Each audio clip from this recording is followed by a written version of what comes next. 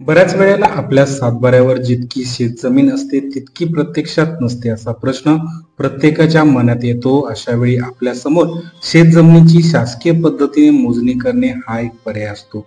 पण अशा वेळी आपल्याला याविषयी संपूर्ण माहिती नसते. नेमका अर्ज कसा करायचा, कागदपत्रे कोणती लागणार, मोजणीचा कालावधी किती असतो, मोजणीसाठी लागणारे शुल्क किती असते, ही सर्व माहिती आपण या व्हिडिओमध्ये पाहणार आहोत. त्यासाठी हा व्हिडिओ पहा. तर चला कोणताही वेळ न घालवता व्हिडिओला सुरुवात करूया.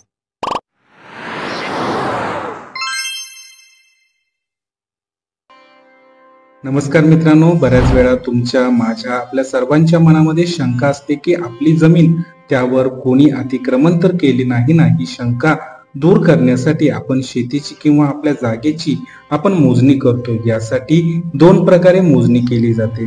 ती मोजणी म्हणजे एक ऑफलाईन आणि दुसरी ऑनलाईन पद्धतीनं मोजणीचा अर्ज करू शकता. त्याचबरोबर मोजणीचा अर्ज केल्यानंतर किती दिवस लागतात मोजणी आपल्या शेतामध्ये येण्यासाठी, मोजणीची शुल्क किती भरावे लागतात, कागदपत्रे कोणती, ही सर्व माहिती आपण या व्हिडिओमध्ये जाणून घेणार आहोत. त्यासाठी चॅनलला सबस्क्राईब करा. असेच नवनवीन विषयावर नवनवीन व्हिडिओ पाहण्यासाठी आपल्या व्हॉट्सअप आणि टेलिग्राम चॅनलला जॉईन व्हा. त्याची लिंक या व्हिडिओच्या डिस्क्रिप्शन बॉक्समध्ये दिली आहे. सर्वात प्रथम जमीन मोजण्यासाठी आवश्यक लागणारी कागदपत्रे कोणती आहेत ते पाहूया. मित्रांनो, प्रथम ज्याची जमीन असेल किंवा मोजणीसाठी ज्याने ऑनलाईन अर्ज केला असेल किंवा ऑफलाईन अर्ज केला असेल त्याचं आधार कार्ड. 2-3 महिन्याच्या आतील सातबारा. ज्या जागेसाठी तुम्ही मोजणी आणत त्या जागेचा 3 महिन्याच्या आतील सातबारा असणे आवश्यक आहे. 3 चलन पावती. आता मित्रांनो, ज्यावेळेस तुम्ही अर्ज करता, अर्ज केल्यानंतर त्याची एक चलन पावती मिळते. ती पावती तुम्हाला जोडायची. आता ही चलन पावती कशा प्रकारे काढायचं ते पुढे व्हिडिओच्या भागामध्ये आपण पाहणार आहोत. आता जर समजा तुम्हाला तुमची जमीन म्हणजे राहती जमीन असेल, त्या जागेवरचा म्हणजे स्थावर मालमत्ता असेल किंवा घर असेल किंवा बंगला असेल, याची जर मोजणी करायची असेल तर तुम्हाला त्या जमिनीचा 3 महिन्याच्या आतील मिळकत पत्रिका आवश्यक आहे, ती जोडली पाहिजे. त्यावेळेस तुम्ही आता जिथं तुमचं घर असेल किंवा बंगला असेल तर त्या जमिनीचा सातबारा तुम्हाला जोडणं गरजेचं नाही. तर तुम्हाला त्या 3 महिन्याच्या मिळकतीचा जो काही पत्रिका आहे ती पत्रिका आवश्यक जोडणे आहे. आणि मग त्या जागेसाठी तुम्ही जे काही मोजणीसाठी अर्ज करू शकता. आता हे फक्त घर किंवा ते जागेचा जो काही बंगला असेल किंवा जमीन मोजायची असेल अशा पद्धतीसाठी तुम्हाला ही कागदपत्रे लागणार आहे. आता ही कागदपत्रे तुमच्याकडे असेल तर तुम्ही तुमचा अर्ज कागदपत्रे कार्यालयात जमा करायचा आहे. आता तुम्हाला प्रश्न पडला असेल की अर्ज दिल्यानंतर मोजणी येण्यासाठी किती कालावधी लागतो. मित्रांनो, मोजणीसाठी जी काही फी आकारली जाते त्यावर तिची रक्कम ती क्षेत्रावर मोजणी करायची असते, त्यावरून तो कालावधी ठरत असतो. आता यामध्ये मोजणीचे 3 प्रकार पडतात. पहिले साधी मोजणी. या मोजणीला 6 महिन्यांचा कालावधी लागतो. दुसरा प्रकार तातडीची मोजणी. या मोजणीला 3 महिन्यांचा कालावधी लागतो. शेवटी तिसरा प्रकार अति तातडीची मोजणी. या मोजणीला 2 महिन्यांचा कालावधी पूर्ण करावा लागतो. जर दिलेल्या कालावधीमध्ये ही मोजणी पूर्ण नाही केली तर त्याच्यावर तक्रार होऊ शकते. आताच आपण या मोजणीसाठी किती कालावधी लागतो ते पाहिलं. यानंतर शेतजमीन मोजणीसाठी अर्ज कसा करायचा ते आता पाहूया. मोजणीसाठी अर्ज तुम्हाला जर पाहिजे असेल तर या व्हिडिओच्या डिस्क्रिप्शन बॉक्समध्ये एक लिंक दिली आहे. त्यावर लिंकवर क्लिक करून तुम्हाला ती लिंक ओपन करायची आहे. ओपन केल्यानंतर तुम्हाला तो अर्ज दिसेल. त्या अर्जाच्या जवळपास तुम्हाला डाउनलोडचा एक ऑप्शन दिसेल. त्यावर तुम्हाला क्लिक करायचं आहे म्हणजे तो फॉर्म डाउनलोड होईल. आता हा फॉर्म डाउनलोड झाल्यानंतर अशा पद्धतीने हा फॉर्म तुम्हाला दिसेल. आता हा अर्ज कशा प्रकारे भरायचा, अर्ज मित्रांनो अशा प्रकारे तुम्हाला दिसेल. मोजणीसाठी अर्ज, संकलन विभाग, अर्ज क्रमांक, तुम्हाला ज्या दिवशी तुम्ही अर्ज करणार त्या दिवशीचा दिनांक तुम्हाला इथं टाकायचा आहे. प्रति माननीय उपाधीक्षक भूमी अभिलेख. भूमी अभिलेख कार्यालय तुमचा जो काही तालुका असेल, जो काही जिल्हा असेल तो जिल्हा तुम्ही इथे लिहायचा आहे. मला खालील तपशील प्रमाणे माझ्या जमिनीची मोजणी पाहिजे असून तो तपशील पुढील प्रमाणे आहे. प्रथम अर्जदाराचे संपूर्ण नाव तुम्हाला इथे लिहायचं आहे.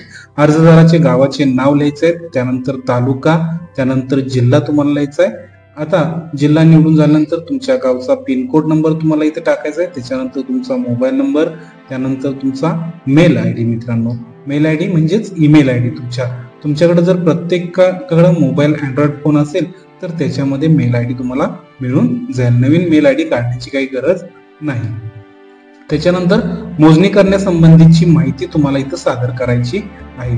म्हणजे मोजणी करण्यासंबंधीची माहिती किंवा मोजणीचा प्रकाराचा तपशील, म्हणजे तुम्हाला कोणत्या प्रकारची मोजणी करायची, साधी मोजणी करायची आहे, तातडीची मोजणी करायची आहे किंवा अति तातडीची मोजणी करायची आहे. त्याच्यानंतर जागेचा गट नंबर, ज्या जागेची मोजणी करायची त्या जागेचा गट नंबर, त्या जागा कोणत्या गावामध्ये आहे त्या जागेचं नाव, त्यानंतर तालुका, त्यानंतर जिल्हा, त्यानंतर जमीन मोजणी करण्याचं कारण, नेमका उद्देश काय तो लिहायचा आहे तुम्हाला.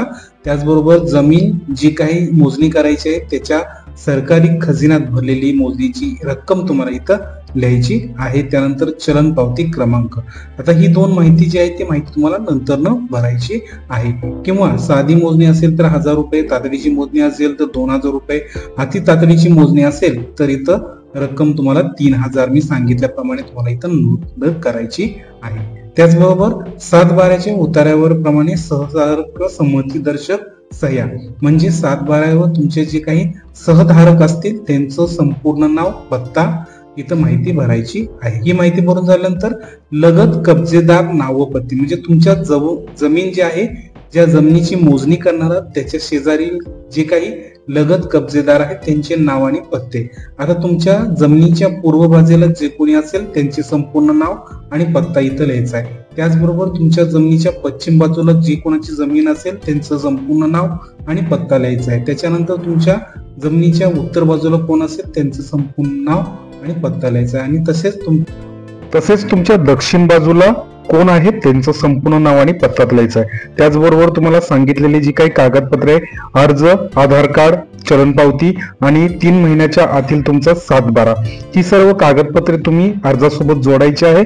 जोडून झाल्यानंतर त्याच्या खाली इथं माझ्यावरील तपशिलाप्रमाणे सरकारी मोजणी होऊन मला मोजणी नकाशाची प्रत मिळावी ही विनंती, खाली तुमची दिनांक टाकायचा आहे, त्यानंतर ठिकाण टाकायचं आणि तुम्हाला अर्जदाराची स्वाक्षरी किंवा अंगठा करायचा आहे. सही येत असेल तर स्वाक्षरी करायचा आहे, अंगठा असेल तर अंगठा तुम्हाला इथं लावायचा आणि त्यासोबत तुम्हाला कागदपत्र जोडायचे आणि तुम्हाला तुमच्या कार्यालयामध्ये जमा करायचा आहे. हा अर्ज अशा पद्धतीनं भरून झाल्यानंतर त्याला वरील प्रमाणे सांगितलेली जी काही कागदपत्रे आहेत ते कागदपत्रे जोडून तुम्हाला तुमचा अर्ज जमा करायचा आहे.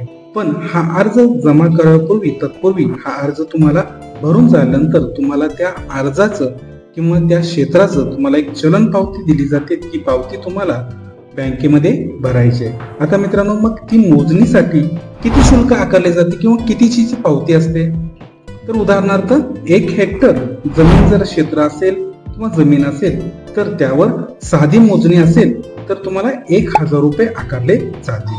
तातडीची मोजणी असल्यास तुम्हाला 2000 रुपये आकारले जाते आणि जर समजा अति तातडीची मोजणी असेल तर तुम्हाला 3000 रुपये आकारले जाते. आता ही रक्कम जी आहे ती रक्कम मी अंदाजे प्रकारे सांगितलेली आहे.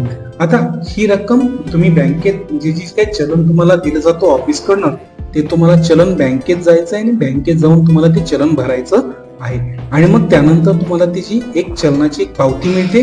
ती पावती, चलन पावती तुम्हाला अर्जासोबत आणि कागदपत्रे जोडून तो अर्ज तुम्हाला सादर करायचा आहे. मग हा अर्ज कुठे सादर करायचा, तर मित्रांनो हा अर्ज तुम्हाला तुमच्या तालुक्याच्या उप अधीक्षक भूमी अभिलेख जे कार्यालय आहे त्या कार्यालयामध्ये तुम्हाला सादर करायचं आहे. त्याचबरोबर शहरामध्ये जर तुम्ही राहत असेल तर नगर भूमापन अधिकारी यांच्या कार्यालयात जाऊन तुम्हाला प्रत्यक्षात हा अर्ज सादर करायचा आहे. अर्ज सादर केल्यानंतर तुम्हाला अर्जाची एक पोच दिली जाते. आता ज्यामध्ये मोजणीची ही जी काही पोच आहे त्या पोचमध्ये मोजणीचा दिनांक असतो, मोजणीचा येणारा कर्मचारीची नाव असते, त्याचा मोबाईल क्रमांक असतो, अशी सर्व माहिती या पोचवर दिलेली असते. शेवटी मित्रांनो, हा व्हिडिओ तुम्हाला चांगल्या प्रकारे आवडला असेल, तसेच माहिती चांगल्या प्रकारे समजली असेल. यातून तुम्हाला काही शंका असल्यास तुम्ही कमेंट करा. व्हिडिओ कसा वाटला याविषयीची आपली प्रतिक्रियेची मी वाट पाहत राहील. अशाच नवनवीन व्हिडिओ पाहण्यासाठी आपल्या चॅनलला सबस्क्राईब करा व पुढील घंटीला प्रेस करा. अशाच एका नवीन विषयावर नवीन व्हिडिओ घेऊन पुन्हा भेटूया. तोपर्यंत धन्यवाद. जय हिंद, जय महाराष्ट्र.